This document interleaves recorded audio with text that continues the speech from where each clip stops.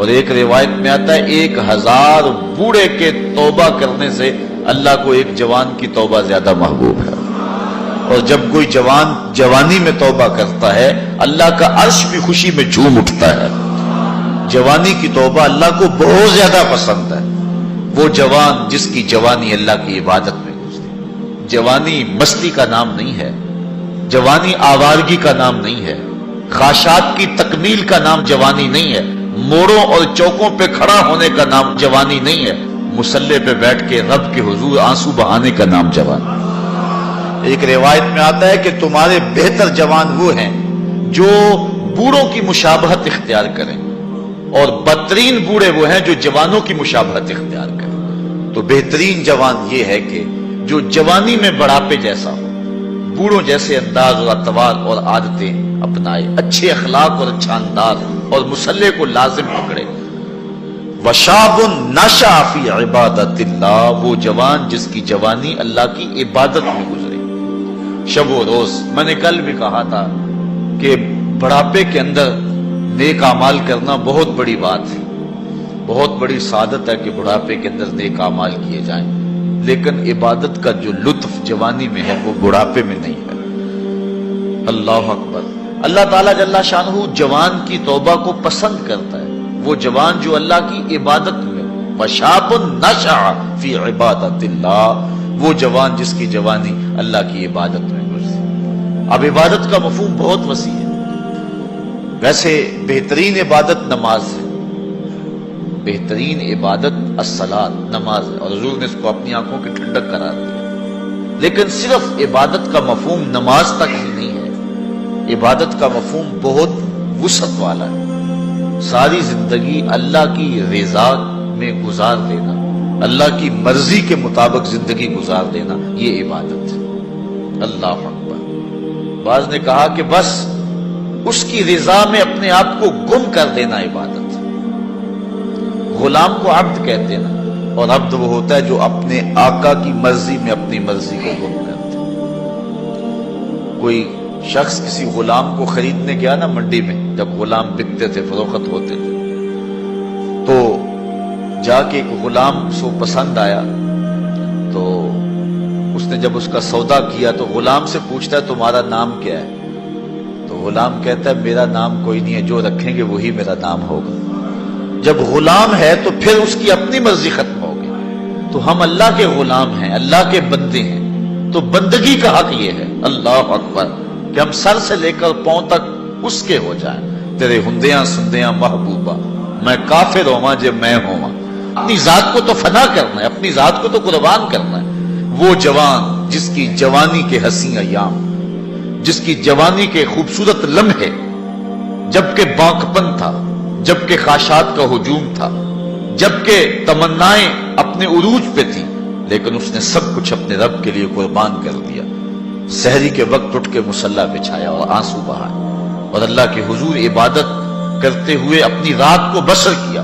ایک روایت میں آتا ہے جو دن کا روزہ اور رات کی عبادت نہیں کرتا اس کو ایمان کی حلاوت ہی نصیب نہیں ہوتی. ایمان کی ایک حلاوت ہے، ایمان کی ایک مٹھاس ہے، ایمان کا ایک مزہ ہے، ایک سرور ہے. وہ کس کو نصیب ہوگا؟ جو دن روزے سے گزارے گا اور رات مصلی پہ گزارے گا، اپنی آنکھوں پر حیا کے پہرے بٹھائے گا، اپنی سوچوں کی پاکیزگی کا سامان کرے گا. ورنہ جوانی آئی اور گزر گئی اور اپنا قیمتی وقت ہم نے برباد کر دیا. جس طرح ہر چیز کا بانکپن جوانی میں ہوتا ہے، عبادت کا جو سرور اور عبادت کی جو لذت جوانی میں نصیب ہوتی ہے وہ زندگی کے کسی اور ایام میں نصیب نہیں ہوتی. اس لیے حضور نے ارشاد فرمایا کہ وہ جوان وشاب نشأ فی عبادت اللہ، وہ جوان جس کی جوانی اللہ کی عبادت میں گزری، جب قیامت کے دن کوئی سایہ نہیں ہوگا اللہ اس جوان کو اپنے عرش کا ٹھنڈا سایہ نصیب فرمائے. تیسرا شخص جو عرش الہی کا سایہ پائے گا، وَرَجُلٌ قَلْبُهُ مُعَلَّقٌ فِي الْمَسَاجِدِ، وہ آدمی جس کا دل مسجدوں کے ساتھ لٹکا ہوا ہے، مسجد کے ساتھ وابستہ ہے. ایک نماز پڑھتا ہے تو دوسری نماز کے انتظار میں بیٹھ جاتا ہے. حضرت عبداللہ ابن مسعود رضی اللہ تعالی عنہ رہتے ہی مسجد میں تھے. مسجد کی کچھ لوگ میخیں ہوتی ہیں، حضور فرمایا کچھ لوگ مسجدوں کی میخیں ہوتی ہیں. جب بھی دیکھو مسجد میں ملیں گے، ڈھونڈو تو مسجد میں ملیں گے، جب بھی فارغ ٹائم ملا جو فوراً مسجد میں آ گئے۔ فرمایا اگر وہ بیمار پڑ جائیں اور مسجد کی حاضری سے قاصر ہو جائیں تو اللہ کے کچھ فرشتے ہیں جو ان کا حال پوچھنے کے لیے ان کے گھروں میں جاتے ہیں، ان کی تیمارداری کے لیے جاتے ہیں۔ حکم ہے بازار میں دیر سے جاؤ اور جلدی واپس آ جاؤ، مسجد میں جلدی جاؤ اور دیر سے واپس آ جاؤ۔ المومن فی المسجد کالسمک فی الماء والمنافق فی المسجد کالطائر فی القفص۔ مومن مسجد میں اس طرح ہوتا ہے جس طرح پانی کے اندر مچھلی ہوتی ہے، اور منافق مسجد میں اس طرح ہوتا ہے جس طرح پنجرے کے اندر پرندہ پھنسا ہوا ہوتا ہے۔ کبھی مجبوراً آنا پڑ گیا تو جس طرح پھڑ پھڑا رہا ہے کہ بہت جلدی نکلنا ملے مجھے، اس طرح منافق کا جی مسجد میں نہیں لگتا۔ مسجد میں جلدی آؤ اور دیر سے واپس جاؤ، لیکن ہم نے اپنے طرز زندگی کو الٹ بنا لیا ہوا ہے۔ بازار میں آدھے گھنٹے کے لیے جائیں تو 5 گھنٹے لگ جاتے ہیں، مسجد میں جاتے ہیں ہم صرف آخری وقت میں اور کوشش کرتے ہیں کہ سب سے پہلے واپس آ جائیں۔ مجھے ویسے بڑی حیرت ہوتی ہے جب نماز ختم ہو یا جمعۃ المبارک یا کوئی اور ایسا، تو جو دروازے کے اوپر رش ہوتا ہے ہر بندے کی کوشش ہوتی ہے کہ میں جلدی نکل جاؤں، حالانکہ جتنی دیر تک مسجد میں بیٹھیں گے، جتنی دیر تک مسجد میں رکیں گے، اتنی برکتیں اترتی رہیں گی۔ بہترین لمحے وہی ہیں جو اللہ کے گھر میں گزر گئے۔ خیر الاماکن، بہترین جگہیں اللہ کے گھر ہیں۔ مسجد کی آبادی اور مسجد کی ستھرائی اور صفائی اور مسجد کی تعمیر و تزئین کے لیے جو لوگ وابستہ ہوتے ہیں بہت بابرکت لوگ ہیں۔ حضور نے فرمایا من بنا للہ مسجدا بن اللہ لہ بیتا فی الجنہ، جس نے اللہ کی مسجد بنائی اللہ اس کے لیے جنت میں گھر بنا دیتا ہے۔ کتنی بڑی سعادت ہے اس شخص کے لیے جو اللہ کے گھر کو تعمیر کرتا ہے۔ لیکن صرف تعمیر ہی کافی نہیں، اس کی آبادی رنگ و روغن اور رنگوں کے مختلف انداز کے فانوسوں سے نہیں ہے، مسجد کی آبادی نمازیوں سے ہے۔ نمازی ہوں گے مسجد آباد ہوگی۔ مسجد تو بنا دی شب بھر میں ایمان کی حرارت والوں نے، من اپنا پرانا پاپی تھا برسوں میں نمازی بن نہ سکا۔ جو مسجدوں کو آباد رکھتے ہیں، جن کے دل مسجد کے ساتھ لگے رہتے ہیں۔ ایک بوڑھی خاتون تھی، وہ مسجد نبوی میں صفائی کیا کرتی تھی۔ یہ ہم نے بھی بچپن میں دیکھا ہے کہ بوڑھی عورتیں مسجدوں میں آ کے جھاڑو دیا کرتی تھی۔ اب تو وہ تصور ہی ختم ہو گیا اور اب ہم یہ چیز نہیں دیکھتے ہیں۔ وہ ایک زمانہ تھا کہ سنِ کہولت کو پہنچی ہوئی عورتیں، ظاہر ان سے پردے کے حکام بھی ساقط ہو جاتے، تو ایسی عورتیں عموماً جب صبح مساجد سے بچے پڑھ کے چلے جاتے تھے تو وہ مسجدوں میں آتی تھی، اور ہم نے اپنی آنکھوں سے دیکھا ہے کہ وہ مسجدوں کی صفائی ستھرائی کیا کرتے تھے۔ نمازی بھی آتے تھے، وہ کوشش کرتے تھے، کچھ لوگ پہلے آ جاتے تھے کہ مسجد کی صفائی کریں، کچھ لوگ ویسے کوئی تنکا پڑا اس کو اٹھا کر کے کوئی نہ کوئی ذمہ داری لے لیتے تھے۔ یہ مسجدوں کے اندر جو اب خادم رکھے گئے ہیں، اس کو ہم جو تنخواہ دیتے ہیں وہ ہمارا حصہ تو پڑ گیا اس کے اندر، لیکن آج خود بھی اگر کبھی مسجد کی صفائی کا اہتمام کریں اور انتظام کریں تو یہ ایک ایسی چیز ہے جس سے دل ستھرے ہوتے ہیں۔ جو اللہ کے گھر کو صاف کرتا ہے اللہ اس کے دل کو صاف کر دیتا ہے۔ تو وہ بوڑھی خاتون تھی، مسجد نبوی میں آتی تھی اور مسجد نبوی کی صفائی کرتی تھی۔ ایک دن حضور نے فرمایا کتنے دن ہو گئے ہیں میں اس بوڑھی خاتون کو دیکھ نہیں رہا۔ صحابہ نے عرض کی حضور وہ تو فوت ہو گئی ہے۔ تو فرمایا کہ تم نے مجھے بتایا نہیں؟ عرض کی حضور آپ مصروف ہیں کار نبوت میں، ہم نے سوچا کہ ایک عام سی خاتون ہے، ہم نے اس کا جنازہ پڑھا اور اس کی تدفین کر دی اور آپ کو نہیں بتایا۔ حضور فرمایا تم نے اس کو عام سمجھا ہے جو اللہ کے گھر کی صفائی کیا کرتی تھی؟ فرمایا مجھے بتاؤ اس کی قبر کہاں ہے؟ صحابہ کو حضور نے ساتھ لیا اور اس کی قبر پر پہنچے اور وہاں جا کے حضور نے دعا مانگی۔ جو اللہ کے گھر کو صاف کرتی ہے اور اللہ کے گھر کی صفائی کرتی ہے، حضور علیہ السلام فرمایا وہ عام نہیں ہے، وہ سعادت مند خاتون ہے جس کو یہ سعادت نصیب ہوئی، یہ دولت نصیب ہوئی کہ اللہ کے گھر کو صاف کرتی ہے۔ تو فرمایا وَرَجُلٌ قَلْبُهُ مُعَلَّقٌ فِي الْمَسَاجِدِ، وہ آدمی جس کا دل مسجدوں میں لٹکا ہوا رہتا ہے، ایک نماز کے بعد دوسری نماز کا انتظار کرتے ہیں۔ ایک روایت میں نے کہیں پڑھا ہے کہ جب کوئی بندہ ایک نماز کے بعد دوسری نماز کا انتظار کرتا ہے اور مسجد میں بیٹھا رہتا ہے، اللہ فرشتوں کو کہتا ہے دیکھو میرا بندہ نماز پڑھ لیا پھر بھی نہیں جا رہا، دوسری نماز کے انتظار میں ہے، تم گواہ ہو جاؤ میں نے اپنے بندے کی مغفرت فرما دی۔ وَرَجُلٌ قَلْبُهُ مُعَلَّقٌ فِي الْمَسَاجِدِ، وہ آدمی جس کا دل مسجدوں کے ساتھ لٹکا ہوا ہے، مسجد کے ساتھ وابستہ ہوا ہے۔ چوتھا شخص وَرَجُلَانِ تَحَابَّا فِي اللَّهِ اجْتَمَعَا عَلَيْهِ وَتَفَرَّقَا إِلَيْهِ، دو آدمی جنہوں نے اللہ کی رضا کے لیے آپس میں پیار ڈالا، ان کی محبت کا ذریعہ اللہ کی رضا تھی۔ جب وہ ملے تو اسی لیے ملے، اور جب جدا ہوئے تو اسی لیے جدا ہوئے۔ ان کی محبت اللہ کی رضا کے لیے تھی۔ فرمایا قیامت کے دن جب کوئی سایہ نہیں ہوگا، ان دونوں کو اللہ اپنے عرش کا ٹھنڈا سایہ عطا کرے۔ ایک بندہ اپنے ایک دوست کو ملنے جا رہا تھا، دینی دوست، محبت پیار کا رشتہ اللہ اور اس کے رسول کی رضا کے لیے۔ حدیث میں آتا ہے کہ راستے میں بصورت انسان ایک فرشتہ اس کو ملا اور اسے پوچھتا ہے کہ کدھر جا رہے ہو؟ وہ کہتا ہے کہ میں فلاں بستی میں اپنے ایک دوست کو ملنے جا رہا ہوں۔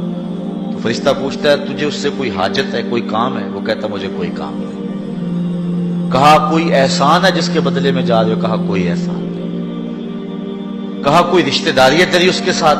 اس نے کہا کوئی رشتہ داری نہیں۔ تو فرشتے نے بصورت انسان جو آیا ہوا تھا، حدیث میں آتا ہے، وہ پوچھتا ہے کہ پھر کس لیے جا رہے ہو؟ کہا بس اللہ کے لیے جا رہا ہوں۔ تو فرشتے نے کہا کہ میں تیرے رب کا فرستادہ ہوں، مجھے رب نے بھیجا ہے، تو اللہ کی رضا کے لیے جا رہا ہے اس شخص کو ملنے کے لیے، اور کوئی مقصد نہیں ہے، تو اللہ تعالیٰ نے تجھے بھی بخشا اور اسے بھی بخشا۔ جو اللہ کی رضا کے لیے کسی شخص سے دوستی رکھتا ہے، پیار کے اور بھی بہت سارے ذرائع، رشتہ داری سے صلہ رحمی، دودھ کا رشتہ، خون کا رشتہ، کاروباری روابط، سیاسی روابط، غرض کے رشتے، بہت کچھ ہے، لیکن جب کسی سے ملاقات ہو، جب کسی سے تعلق قائم ہو تو وہ اللہ کے لیے۔ الحب للہ والبغض للہ، میرے پیار کا سبب بھی اللہ اور میرے کسی سے دشمنی کا سبب بھی اللہ۔ جب اللہ کی رضا کے لیے دو شخص آپس میں پیار کرتے ہیں تو حضور علیہ السلام فرماتے ہیں وہ اتنے خوش نصیب لوگ ہیں کہ قیامت کے دن جب سورج 1.25 میل پہ ہوگا اور کوئی جو ہے وہ سایہ نہیں ہوگا، فرمایا حضور نے کہ اللہ ان کو اپنے عرش کا ٹھنڈا سایہ عطا فرمائے۔ اتنی بڑی سعادت ان کو نصیب ہوگی جن کی رضا کا معیار اور جن کی جو ہے وہ محبت اللہ اور اس کے رسول کے لیے ہے، اور معیار ان کا یہی ہے، الحب للہ والبغض للہ۔ پانچواں شخص جس کے بارے میں حضور نے فرمایا کہ وہ جنت کا سایہ پائے گا، وَرَجُلٌ دَعَتْهُ امْرَأَةٌ ذَاتُ مَنْصِبٍ وَجَمَالٍ فَقَالَ إِنِّي أَخَافُ اللَّهَ، ایک روایت میں ذات و حسب و جمال فقال انی اخاف اللہ، وہ شخص جس کو کسی عورت نے دعوت گناہ دی اور وہ عورت ذات و منصب و جمال، منصب اور جمال کی مالکہ تھی، صاحب اسب و نسب بھی تھی اور خوبصورت بھی تھی۔ اس نے عورت نے مرد کو لبھایا اور اپنے جال میں پھانسنا چاہا۔ اب جب قدموں میں حسن خود بچ رہا، پھر اپنے جذبات پہ قابو کون رکھے؟ لیکن اس جوان نے، اس شخص نے اس کی اس بات کے جواب میں کہا انی اخاف اللہ، تیری بات تو مان لیتا لیکن کیا کروں، رب سے ڈر لگتا ہے، اللہ کا خوف مجھے آتا ہے۔ حضور فرمایا وہ شخص جس نے یہ کہہ کے قدموں میں بچتے ہوئے حسن کی اس پیشکش کو مسترد کر دیا، کل قیامت کے دن جب کوئی سایہ نہیں ہوگا اللہ اسے اپنے عرش کا ٹھنڈا سایہ عطا فرمائے۔ جس طرح ایمان کی ایک حلاوت ہے، اعمال کی بھی ایک حلاوت ہے، ایک مزہ، ایک مٹھاس ہے، لطف ہے، نیکی کی ایک حلاوت ہے، ایک سرور ہے نیکی کا جو ایک مومن پاتا ہے۔ نماز کا اپنا مزہ ہے، روزے کا اپنا سرور ہے، حج کا اپنا ایک مزہ ہے، زکوٰۃ دینے کا اپنا مزہ ہے، ظاہر دو تو لطف اپنا ہے، مخفی دو تو اس کا مزہ اپنا ہے۔ اسی طرح باقی اعمال صالحہ کا پھر مختلف مواقع پر ان اعمال کی ایک حلاوت ہے، ایک مٹھاس ہے۔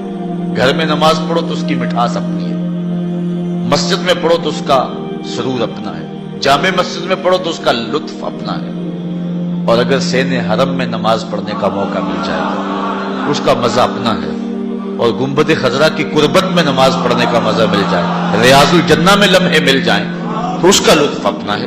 اس طرح روزے کا اپنا مزہ ہے، روزہ رکھنے کا لطف اپنا ہے، روزہ کھولنے کا مزہ اپنا ہے۔ بچوں میں بیٹھ کے کھولو روزہ تو اس کا بھی اپنا سرور ہے، مسجد میں بیٹھ کے دوستوں میں بیٹھ کے روزہ کھولو تو اس کا مزہ اپنا ہے، کسی اللہ والے کی صحبت اور اس کے قدموں میں بیٹھ کے روزہ کھولیں اور اس کا مزہ اپنا ہے، اور اگر روزہ کھولنے کے لیے مسجد نبوی کا صحن مل جائے تو اس کا سرور پھر اپنا ہے، اس کا مزہ پھر اپنا ہے۔ ہر عمل کا ایک لطف ہے، ہر عمل کی ایک حلاوت ہے، اور وہ حلاوت بندہ اتنی دیر تک اس سے متمتع نہیں ہو سکتا، اس سے فائدہ نہیں حاصل کر سکتا، اور وہ ایمان کی حلاوت اور لذت پا نہیں سکتا جب تک اس کی نظر پاک نہیں ہوتی۔ اگر کوئی بندہ چاہتا ہے کہ میرے باطن میں انوار چمکے تو رزق حلال کا اہتمام کرے، ورنہ سینہ روشن نہیں ہو سکتا، جو مرضی کر لے۔ اگر رزق پاک نہیں ہے تو سینے میں روشنی نہیں آ سکتی، اور اگر نظر پاک نہیں ہے تو عبادت کی حلاوت نہیں مل سکتی۔ نماز پڑھتا ہے، سجدہ کر رہا ہے، قیام کرتا ہے، بس ایک مشق کر رہا ہے، لیکن اس کی ایک حلاوت ہے، اس کا ایک سرور ہے، اس کی ایک لذت ہے، اس کا ایک کیف ہے جو مومن کے سینے کے اندر جو ہے وہ چھا جاتا ہے۔ ذکر کا ایک مزہ ہے نا، اس مزے کو حضرت سلطان باہو کہتے ہیں نا، اندر بوٹی مشک مچایا اتے جان پھلن تے آئی ہوں، پھر وہ کیفیت بنتی ہے کہ نہیں بنتی ہے؟ تو وہ سرور بندے کو نہیں ملتا جب تک اس کی نظر پاک نہیں ہوتی۔ اگر نظر بگڑ جائے تو من سننا ہو جاتا ہے، اندر کچھ نہیں رہتا، اور پھر اگر انسان زنا جیسی بری خصلت میں مبتلا ہو جائے تو پھر اس کے پلے کیا رہے گا؟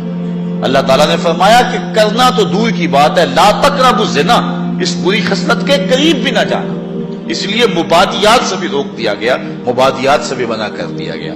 تو فرمایا جس شخص کو کسی عورت نے دعوت گناہ دی، اس طرح کسی عورت کو کسی مرد نے دعوت گناہ دی، اور اس عورت نے اپنی عصمت اور اپنی آبرو کی حفاظت کی، اور اس کو کہا پیچھے ہٹ جا، مجھے اپنے رب سے ڈر لگتا ہے۔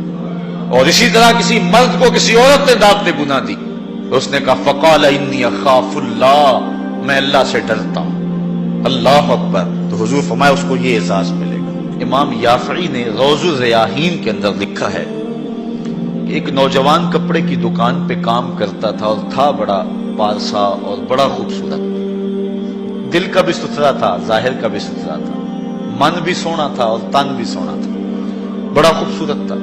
ایک عورت خریداری کے لیے آئی، اس کا دل فریفتہ ہو گیا، اور اس نے ایک ترکیب سوچی اور دوبارہ آئی تو بہت زیادہ کپڑا خرید لیا، اور مال کے دکان سے کہنے لگی کہ میری گٹھڑی بھاری ہو گئی ہے، اس نوجوان کو کہو کہ میرے گھر چھوڑ آئے۔ مالک اس عورت کی نیت سے آگاہ نہ ہو سکا، اور اس نوجوان کو اس کے ساتھ بھیج دیا۔ جب وہ گھر میں داخل ہوئی، نوجوان کو گھر میں لے گئی، باہر سے دروازہ مقفل کر دیا اور اس کو دعوت گناہ دی۔ اس نے کہا انی اخاف اللہ، میں تیری بات نہیں مان سکتا۔ اس نے کہا کہ آج تجھے میری بات ماننا ہی پڑے گی۔ حیا سوز لباس بھی اتار پھینکا اور اس کو دعوت گناہ دینے لگا۔ یہ شیطان کا انتہائی سخت جال ہے، اس جال میں اس نے بڑے بڑے لوگوں کو پھانس لیا۔ اب اس نوجوان کو وہ ورغلاتی ہے، کوشش کرتی ہے، لیکن نوجوان ہے کہ اپنی نظروں پر پہرے بٹھائے، آنکھیں بند کر لیتا۔ اس نے بڑے ہیلے کیے، بڑے جتن کیے، لیکن وہ نوجوان صرف سونا ہی نہیں تھا، اللہ کا ولی بھی تھا۔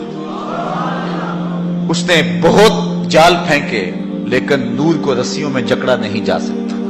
خیر، وہ نوجوان کے دل میں بات آئی کہ شیطان کا یہ جال انتہائی خطرناک جال ہے، ابھی تک تو بچتا آ رہا ہوں، ہو سکتا ہوں کہ ابھی اس کے جال میں پھنس جاؤں۔ اس نے کہا کہ مجھے باتھ روم میں جانے دو، پھر میں آ کے تمہیں بتاتا ہوں۔ وہ اندر چلا گیا، پاخانہ کیا، اپنے ہاتھوں پہ کر کے پورے بدن پہ مل لیا، اور اسی حالت میں جب باہر آیا تو بدن سے بدبو اٹھ رہی تھی، عورت کا سارا نشہ اتر گیا۔ دروازہ کھول دیا اس نے، کہا چلا جا، تو کوئی دیوانہ اور مجنون شخص ہے۔ جب وہ دروازے سے باہر نکل رہا تھا، دل ہی دل میں اللہ کا شکر ادا کر رہا تھا، مالک میرا تن گندا ہو گیا، من تو ستھرا رہا۔ کائنات کا سب سے حسین چہرہ وہ ہے جو جنسی کالک سے محفوظ رہے۔ امام یافعی لکھتے ہیں کہ باہر پھر ایک چشمہ تھا، وہاں جا کے اس نے غسل کیا، اور جب تک وہ زندہ رہا اس کے جسم سے مشک و عنبر کی خوشبو آتی رہی۔ اب جب وہ فوت ہو گیا، لوگوں نے دفن کر دیا، یہ خوشبو اس کی قبر کی مٹی سے بھی آیا کرتی تھی۔ یہ اعزاز دیا اللہ نے اس کو، یہ تکریم دی۔ بعض روایت میں اس کا نام مغیرہ بتایا گیا ہے، کہ لوگوں نے اس کا نام مغیرہ مشکی رکھ دیا، کہ وہ مغیرہ جس کے بدن سے خوشبو آتی۔ تو فرمایا وہ شخص جس کو کسی عورت نے دعوت گناہ دی اور اس نے یہ کہہ کے قدموں میں بچھتے ہوئے حسن کی پیشکش کو ٹھکرا دیا، فرمایا کل قیامت کے دن جب کوئی سایہ نہیں ہوگا، اللہ اس جوان کو اپنی عرش کا ٹھنڈا سایہ نصیب فرمایا۔ چھٹا شخص جس کے بارے میں حضور نے یہ وعدہ دیا، وَرَجُلٌ تَصَدَّقَ بِصَدَقَةٍ فَأَخْفَاهَا حَتَّى لَا تَعْلَمَ شِمَالُهُ مَا تُنْفِقُ يَمِينُهُ، وہ شخص جس نے صدقہ کیا اور اتنا خفیہ کیا کہ جو دائیں ہاتھ نے کیا بائیں کو اس کی خبر نہیں ہوئی، اتنا مخفی انداز سے صدقہ کیا، خیرات کی۔ پرانے زمانے کے اندر بزرگ چاندی یا سونا کسی کپڑے میں باندھ کر کے کسی کے گھر میں چھوڑ آیا کرتے تھے، کسی کے گھر میں پھینک آیا کرتے تھے، یا کسی نابینے کو دے دیتے تھے، کلام نہیں اس سے کرتے تھے تاکہ ہم ظاہر نہ ہو، ہمارا نام بھی ظاہر نہ ہو۔ کھلا صدقہ کرنا اس کی ممانعت نہیں ہے، اس کا بھی اجر ہے اگر ریاکاری کی نیت دل کے کسی گوشے میں نہ ہو۔ لیکن یہ بات ذہن میں رکھیں کہ ریاکاری کی چالیں بہت باریک ہیں، بہت باریک، براہیمی نظر لیکن بڑی مشکل سے ملتی ہے، ہوس چھپ چھپ کے سینوں میں بنا لیتی ہے تصویر۔ جو ریاکاری کی چالیں ہیں وہ کالے پتھر پر کالے رنگ کی چونٹی چلے تو جس طرح وہ نظر نہیں آتی ہے، اس طرح ریاکاری کی چالیں بھی اتنی ہی باریک ہیں، بہت باریک ہیں، تو انسان کے اندر ریاکاری پیدا ہو جاتی ہے۔ اگر ریاکاری سے بچے، اس کی نیت میں خلوص ہو، للہیت ہو، تو پھر کھلا صدقہ دینا بھی اجر و ثواب کا باعث ہے۔ جس طرح کہ آقا کریم علیہ السلام نے جہاد کے لیے فنڈ مانگا تو ایک صحابی نے جو ہے وہ عرض کیا کہ حضور میں اتنا پیش کرتا ہوں، اس نے پیش کیا تو اس کے دیکھا دیکھی باقی لوگ بھی جو ہیں وہ اٹھ کھڑے ہوئے اور پیش کرنے لگے۔ تو حضور نے اس موقع پہ ارشاد فرمایا تھا، من سنّا فی الاسلام سنتاً حسنہ فلہ اجرھا، جس نے اسلام میں کوئی اچھا طریقہ رائج کیا تو اب اس کے دیکھا دیکھی جو بھی وہ کام کرتے رہیں گے اس کا اجر اس پہلے شخص کو نصیب ہوتا رہے گا۔ اگر نیت یہ ہے کہ میرے دیکھا دیکھی لوگ کریں گے تو پھر جو ہے وہ یہ خلوص والی نیت ہے، اس میں کھلا کرنے میں کوئی قباحت نہیں۔ میں کہتا ہوں کہ دو طرح کے لوگ ہوتے ہیں، یہ فنڈز چندہ وغیرہ جو طلب کیا جاتا ہے، ایک ہے کوئی شخص کسی کو ذاتی طور پہ دے تو وہاں مخفی دینا بہتر ہے۔ کسی شخص کی ذاتی آپ مدد کرنی ہے تو وہاں یہ ہے کہ جو دائیں نے خرچ کیا بائیں کو اس کی خبر نہ ہونے پائے، کیونکہ اس سے کسی شخص کی عزت نفس مجروح ہونے کا اندیشہ ہے۔ لیکن جو اجتماعی مسائل ہیں جس میں کسی کی عزت نفس مجروح ہونے کا اندیشہ نہیں ہے تو وہاں آپ کھلا اس نیت سے کریں کہ باقیوں کو بھی ترغیب ہو جائے تو اس میں کوئی قباحت نہیں ہے۔ مثال کے طور پہ مسجد کے لیے فنڈ طلب کیا جا رہا ہے، کسی دارالعلوم کے لیے طلب کیا جا رہا ہے، آج کل یہ زلزلہ اور سیلاب زدگان کے لیے فنڈ طلب کیے جا رہے ہیں، تو اس میں اگر آپ کھلا دیں تاکہ باقیوں کو بھی ترغیب ہو، یا آپ 10 آدمیوں کو بتائیں یار میں نے اتنا کیا آپ بھی کریں لہذا ہم یہ کام کر لیں، تو اس میں قباحت نہیں ہے نیت کے اخلاص کے ساتھ۔ نیت بگڑ گئی وہ تو مخفی بھی کیا وہ بھی خراب۔ تو بات یہ ہے کہ صدقہ ظاہر کیا جائے یا صدقہ مخفی کیا جائے، دونوں بابرکت ہیں، لیکن ان میں افضل یہ ہے کہ انسان مخفی کرے۔ اور حضور فرماتے ہیں وَرَجُلٌ تَصَدَّقَ بِصَدَقَةٍ فَأَخْفَاهَا، کہ وہ شخص جس نے صدقہ کیا اور صدقہ اتنا مخفی کیا حتی لا تعلم شمالہ ما تنفق یمینہ، جو دائیں نے کیا بائیں کو اس کا پتہ نہ چلا، دائیں ہاتھ کے صدقے کا بائیں ہاتھ کو پتہ نہ چلا، اس کو خبر نہ ہوئی۔ کتنا بڑا اعزاز حضور نے شخص کے لیے مقرر فرمایا کہ کل قیامت کے دن جب کوئی سایہ نہیں ہوگا، اس صدقہ کرنے والے کو اللہ عرش کا ٹھنڈا سایہ دے گا۔ اللہ کی راہ میں خیرات کرتے رہنا چاہیے، اور صدقہ دینے سے مال گھٹتا نہیں ہے، مال بڑھتا ہے۔ میں اس کی ایک مثال دیا کرتا ہوں کہ پرانے زمانے کے اندر کنویں ہوتے تھے، اب تو ٹیوب ویل آ گئے، ہینڈ پمپ آ گئے اور بہت کچھ آ گیا زمین سے پانی نکلوانے کے لیے، لیکن اس وقت کنویں میں ڈول ڈال کر کے جو ہے وہ پانی نکالا کرتے تھے۔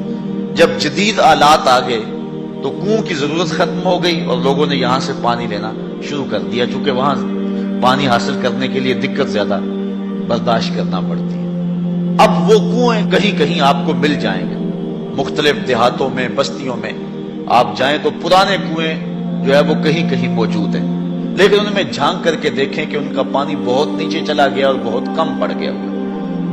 ان کنووں کو کسی نے بند نہیں کیا، لیکن اب پانی کہاں غائب ہو گیا؟ اصل بات یہ ہے کہ جب کنویں اپنا فیض باہر دیتے تھے اللہ نیچے سے پانی بھی انہیں دیتا تھا. جب ان کنووں نے پانی دینا چھوڑ دیا نیچے سے جو سوتے پھوٹتے تھے وہ بھی خشک ہو گئے. جو راہ خدا میں خرچ کرتا رہتا ہے اللہ اس کو عطا فرماتا رہتا ہے. شیطان کہتا ہے کہ خرچ کرو گے تو کم ہو جائے گا، لیکن رب کہتا ہے خرچ کرو گے میں وعدہ دیتا ہوں کہ بڑھ جائے گا. اب اللہ پر اگر کسی شخص کا پختہ یقین ہے، پختہ یقین، تو پھر جو ہے وہ اس کو خرچ کرتے ہوئے یہ احساس کبھی نہیں ہوگا کہ اس سے میرا مال کم ہو رہا ہے، صدقے سے میرا مال کم ہو رہا ہے. ایسا ہو نہیں سکتا اگر پختہ یقین ہے. حضرت رابعہ بصریہ سلام اللہ علیہا بہت سخیہ تھی اور آپ کے ڈیرے پہ خانقاہ پہ لوگوں کا آنا جانا رہتا تھا، ان کو کھانا بھی کھلاتے تھے. اور درویشوں فقیروں کا مزاج ہی ہے کہ لوگ آئیں اور کھاتے جائیں. بابا بلے شاہ فرماتے ہیں ایٹو کھڑک کے دکڑ وجے تتا ہوئے چلہ، آن فقیر کھا کھا جاون راضی ہوئے بلہ. حضرت غوث اعظم سیدنا شیخ عبد القادر جیلانی علیہ الرحمہ فرماتے ہیں آدھی فقیری جو ہے وہ خدمت خلق ہے، بھوکوں کو کھانا کھلانا اور ننگوں کو لباس پہنانا. آدھا فقر یہ ہے، آدھی فقیری یہ ہے. کسی نے کسی درویش سے پوچھا کہ فقیری کیا ہے؟ کہا فقیری خدمت خلق کا نام ہے، یہ گدڑی اور دلک کا نام نہیں ہے، یہ فقیری خدمت خلق کا نام ہے. تو حضرت رابعہ بصری کہ ہاں مہمانوں کا آنا جانا رہتا تھا. ایک دن خادمہ نے بتایا کہ 5-6 مہمان آ گئے اور صرف دسترخوان پر ایک ہی روٹی ہے، گھر کے اندر باورچی خانے میں صرف ایک ہی روٹی ہے. کہا جاؤ اس کو بھی اللہ کی راہ میں خیرات کر دو. اب عقل تو یہی کہتی ہے کہ روٹی یا کچھ اور کہیں سے مہیا کی جائے اور مہمان نوازی کی جائے، لیکن یہاں اذعان دیکھیے، یقین دیکھیے. حضرت رابعہ بصریہ نے کہا کہ اس کو خیرات کر دو. خادمہ نے خیرات کر دیا. مہمان بیٹھے ہوئے، کوئی اور شے ہے نہیں. دروازے پر دستک ہوئی. پوچھا من علی الباب، دروازے پر کون؟ کہا فلاں کا فرستادہ غلام، میرے آقا نے آپ کے لیے بھیجا اور یہ کھانا دیا ہے. خادمہ نے کھانا وصول کیا. حضرت رابعہ کو کہا یہ کسی نے کھانا بھیجا. آپ نے کپڑا اٹھایا، گنا تو 5 روٹیاں تھیں. کہا یہ کھانا ہمارا نہیں، اس کے آقا نے کسی اور گھر بھیجا ہوگا، غلطی سے ہمارے گھر یہ آ گیا. کھانا واپس کر دیا. تھوڑے لمحے گزرے تھے، پھر دروازے پہ دستک ہوئی. کہا من دق الباب، دروازہ کس نے کھٹکھٹایا؟ کہا فلاں آقا کا بھیجا ہوا غلام ہوں، میرے آقا نے آپ کے لیے کھانا بھیجا. خادمہ نے وصول کیا. حضرت رابعہ کے سامنے رکھا، کپڑا اٹھایا، گنا تو 7 روٹیاں. کہا اس کے آقا نے کسی اور گھر بھیجا ہوگا، یہ بھی غلطی سے ہمارے گھر آ گیا. کھانا واپس کر دیا. پھر دروازے پہ دستک ہوئی.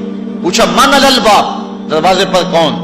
کہا فلاں آقا کا بھیجا ہوا غلام ہوں، میرے آقا نے آپ کے لیے کھانا بھیجا ہے اور کہا حضرت رابعہ کو دے کے ہی آنا. خادمہ نے وصول کیا. حضرت رابعہ کپڑا اٹھایا، گنا تو 10 روٹیاں تھیں. کہا ہاں یہ کھانا ہمارا ہے.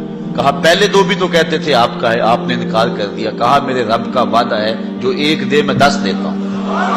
پہلے 5 تھی پھر 7 تھی. میں نے کہا مالک 10 پوری کرے گا تو تیری بندی وصول کرے گا.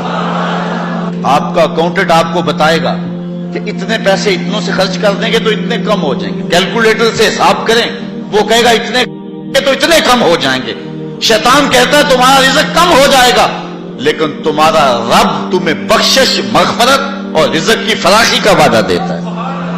وہ کہتا ہے تمہیں 1 دانہ زمین کے اندر بوتے ہو تو پھر دیکھو کتنی بالیاں نکلتی.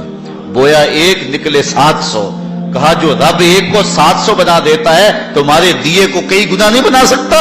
اس لیے اس کی راہ میں خیرات کرو، پھر دیکھنا تمہارا مال کیسے بڑھتا چلا جاتا. اللہ اکبر. تو کہا وہ شخص جس نے صدقہ دیا اور اتنا مخفی دیا کہ جو دائیں نے خرچ کیا بائیں کو اس کی خبر نہ. اور 7واں شخص، خوش نصیب شخص. اللہ ہمارے اندر یہ سارے وصف پیدا کرتے ہیں. اللہ اکبر. ایک شخص نے اپنی بیوی کو طلاق دے دی. یہ دیکھیں یقین علماء کا، ہمارے بزرگوں کا. اپنی بیوی کو طلاق دے دی اور طلاق کن لفظوں سے دی کہ اگر میں جنتی نہیں ہوں تو تجھے طلاق ہے، اگر میں جنتی نہیں ہوں تو تجھے طلاق ہے. تو اب علماء سے پوچھا کہ طلاق ہوئی ہے یا نہیں ہوئی؟ علماء کہنے لگے ہم نہیں بتا سکتے، چونکہ طلاق کو معلق کیا گیا تو اب ہمیں تو نہیں پتا کہ تو جنتی ہے یا نہیں ہے. اب ہم اس کے بارے میں کوئی رائے نہیں دے سکتے. قاضی ابو یوسف علیہ رحمہ، امام اعظم امام ابو حنیفہ کے شاگرد، ان کے پاس مسئلہ گیا. آپ نے شخص کو بلایا. کہا کبھی ایسا ہوا ہے کہ کسی عورت نے تجھے دعوت گناہ دی ہو اور تو نے کہا ہو میں اللہ سے ڈرتا ہوں؟ اس نے کہا ہاں ایک مرتبہ زندگی نہیں ہوا۔ کہا تیری بیوی کو پھر کوئی طلاق نہیں، اس لیے کہ حضور نے فرمایا ہے کہ وہ شخص جس کو کسی عورت نے دعوت گناہ دی اور اس نے کہا میں اللہ سے ڈرتا ہوں، فرمایا کل قیامت کے دن جب کوئی سایہ نہیں ہوگا یہ بندہ عرش کا سایہ پائے گا۔ تو کہا پھر پکی بات ہے کہ تو جنتی ہے، تو جہنم میں جا ہی نہیں سکتا چونکہ یہ رسول اللہ کا وعدہ ہے۔ اللہ اکبر۔ تو اتنا یقین تھا ان باتوں پہ ہمارے بزرگوں کو، اس لیے کہا یہ حضور کی حدیث ہے، اگر یہ بات ہے تو کوئی طلاق نہیں ہوئی۔ قاضی ابو یوسف نے فتویٰ دیا۔ تو یہ دعا کریں کہ اللہ تعالیٰ یہ 7 اشخاص کے جو اوصاف ہیں جن کے بارے میں وعدہ جنت ہے، اللہ تعالیٰ ہم سب کو نصیب فرمائے۔ نظر کی حفاظت کی توفیق دے، خیالوں کو پاکیزگی دے دے۔ میں ایک شخص کو جانتا ہوں جس کو دعوت گناہ دی گئی لیکن اس نے اپنی آبرو کی حفاظت کی۔ رات کو سویا تو حضرت میاں میر علیہ رحمہ خواب میں ملے۔ اللہ اکبر۔ اور آپ نے فرمایا تجھے مبارک ہو، تو نے سنت یوسفی ادا کی ہے۔ کیسا حسن تھا، کیسا جمال تھا جناب یوسف کا۔ لیکن آپ دیکھیے قرآن پڑھیے، سورہ یوسف اٹھائی، ایسے تو مرتبے نہیں ملے ہیں۔ کیسے کمال ہیں ان لوگوں کے، اپنی آرزوؤں پر کیسے پہرے بٹھائے ہیں اور کس طرح اپنی خواہشات کے آگے بند باندھے ان لوگوں نے۔ جب 7 دروازے مکفل کر دیے اور حضرت یوسف علیہ السلام کو زلیخا کہتی ہے تلک، اب تو آ جاؤ نا، اب تو کوئی نہیں دیکھ رہا، اور موٹا کپڑا ڈال دیا اس بت کے اوپر جو وہاں اس نے اپنے کمرے میں رکھا ہوا تھا۔ حضرت یوسف علیہ السلام بولے کالا معاذ اللہ، تو موٹا کپڑا ڈال کے اپنے خدا سے چھپ گئی ہے، میرا خدا تو 7ویں کوٹڑی میں بھی دیکھ رہا۔ اور پھر اتنی روشنی برسی، اتنے اجالے برسے، گناہ کیا گناہ کا تصور بھی محال ہو۔ تو 7واں شخص جس کے بارے میں حضور نے فرمایا وَرَجُلٌ ذَكَرَ اللَّهَ خَالِيًا فَفَاضَتْ عَيْنَاهُ، وہ شخص جس نے تنہائی میں اللہ کا ذکر کیا، کوئی دیکھنے والا نہیں تھا، ریا کا شائبہ بھی نہیں تھا، تنہا بیٹھا ہوا تھا، سحری کا وقت تھا، مصلی بچھا ہوا تھا اور وہ اللہ کا ذکر کرنے لگا۔ پھر ذکر کا سرور من میں اترنے لگا۔ پھر کیا ہوا؟ فَفَاضَتْ عَيْنَاهُ،